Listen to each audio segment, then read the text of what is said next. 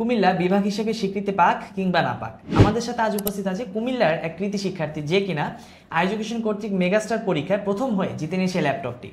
প্রথমে জেনে আসা যাক সেই শিক্ষার্থীর পরিচয় এবং নামটি। আমি মোহাম্মদ রিয়াদ, কুমিল্লা ভিক্টোরিয়া সরকারি কলেজ থেকে এইচএসসি 25 পরীক্ষা দিয়েছি এবার, এবং 2025-26 শিক্ষাবর্ষে ইউনিভার্সিটি অ্যাডমিশন টেস্টের ভর্তি ইচ্ছুক। আচ্ছা রিয়াদ, তাহলে এই যে ল্যাপটপটি জিতলে কিংবা তুমি প্রথম হলে, এই মেগাস্টার পরীক্ষাটা তো অনেক বড় মাপের একটি পরীক্ষা ছিল এবং দেশব্যাপী একটি পরীক্ষা ছিল। তো এখানে যে তুমি পরীক্ষা দিলে এবং এই বাংলা এবং ইংলিশ এই দুটো সাবজেক্টের উপর পরীক্ষা হলো, তো কিভাবে ফার্স্ট হলা কিংবা তোমার স্ট্র্যাটেজিটা কি ছিল বা কোন সাবজেক্টটাতে বেশি মার্ক ক্যারি করতে পেরেছিলে? পরীক্ষাটা যেহেতু বাংলা এবং ইংলিশে হয়েছে, বেশিরভাগ স্টুডেন্ট ইংলিশে দুর্বল হয়, কিন্তু আমি ইংলিশটা প্রিপারেশন নেওয়া শুরু করেছিলাম সেই ফার্স্ট ইয়ার থেকে, যখন আমার কলেজ লাইফ শুরু হয়। তখন থেকে আমি মূলত ঢাকা ইউনিভার্সিটি আমার টার্গেট ইউনিভার্সিটি ছিল, যার কারণে তখন থেকে আমি পড়ালেখা শুরু করেছিলাম, পরীক্ষাটা যার জন্য আমার কাছে ইজি হয়ে যায়। তাহলে মোটামুটি বলা যায় তোমার স্ট্রেংথ ছিল এই পরীক্ষাটাতে ইংরেজিতে, এবং এই ইংরেজির স্ট্রেংথের কারণে রিয়াদ কিন্তু ইন্টারমিডিয়েটের শুরু থেকে ইংলিশের উপর একটা জোর দেওয়ার কারণে আজ এই মেগাস্টারে প্রথম হলো। তো রিয়াদ, যেহেতু তুমি 25-26 শিক্ষাবর্ষে পরীক্ষা দিবে অ্যাডমিশন টেস্ট, তো তোমার টার্গেটেড ইউনিভার্সিটি কোনটা? যেহেতু আমি সি ইউনিট, তো আমার টার্গেটেড ইউনিভার্সিটি হচ্ছে ঢাকা ইউনিভার্সিটি। যেহেতু সি ইউনিটে পরীক্ষা দিবে এবং বিজনেস স্টাডিজ গ্রুপ থেকে পরীক্ষা দিচ্ছ, সো অনেকগুলো বিষয়ের উপরই পরীক্ষা দিতে হয়, তো তোমার মেইনলি স্ট্রেংথ কোনটাতে বা কোন সাবজেক্টটাতে এখন পর্যন্ত নিজেকে স্ট্রং মনে করছো? আমি মেইনলি অ্যাকাউন্টিং এবং ম্যানেজমেন্ট, ওই দুটো সাবজেক্টে আমি নিজেকে স্ট্রং মনে করতেছি। আচ্ছা, অ্যাকাউন্টিং এবং ম্যানেজমেন্ট, একটা হচ্ছে অনেক বেশি ম্যাথমেটিক্যাল বেসড, একটা আবার অনেক বেশি থিওরি বেসড।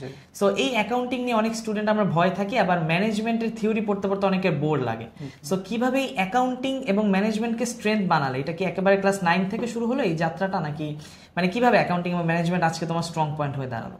অ্যাকাউন্টিং, যেটা আমাদের কমার্সের স্টুডেন্টদের একটা ভয়ের সাবজেক্ট, এবং এটা ম্যাথমেটিক হয়, অনেকেই এটাকে ভয় পায়, কিন্তু আমার সেই ক্লাস 9 থেকে এটার প্রতি অনেক অন্যরকম একটা আকর্ষণ ছিল, যার কারণে আমার কাছে তখনও এটা ভয় লাগে না। আর ইন্টারমিডিয়েট অ্যাকাউন্টিংও আমি প্রথম থেকে এটার উপর জোর দিয়েছিলাম, এবং সবচেয়ে বেশি আমি টাইম দিতাম অ্যাকাউন্টিংয়ের উপর, যার কারণে এটা আমার স্ট্রং সাবজেক্ট হয়ে ওঠে।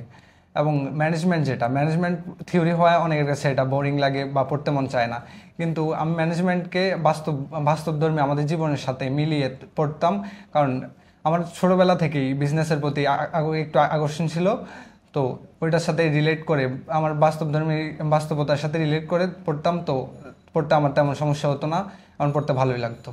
আচ্ছা, সো এই অ্যাকাউন্টিং এবং ম্যানেজমেন্টকে নিজের স্ট্রেংথ সাবজেক্ট নিয়ে আশা করা যায়, এবং আমরা দোয়া করি তুমি যাতে ঢাকা ইউনিভার্সিটি সি ইউনিটে নিজের একটি মনের মতো সাবজেক্টে চান্স পাও। আর তোমরা যারা শিক্ষার্থী আছো, নিজের একটি বা দুটি স্ট্রেংথের সাবজেক্ট এখন থেকেই সিলেক্ট করে ফেলো, যাতে ইউনিভার্সিটি অ্যাডমিশন টেস্ট হোক সেটা ঢাকা ইউনিভার্সিটি কিংবা ঢাকার বাইরে কোনো ইউনিভার্সিটি, তোমার স্ট্রেংথ যেন তোমাকে ইউনিভার্সিটি অ্যাডমিশন টেস্টে অনেক দূর এগিয়ে নিয়ে যেতে পারে।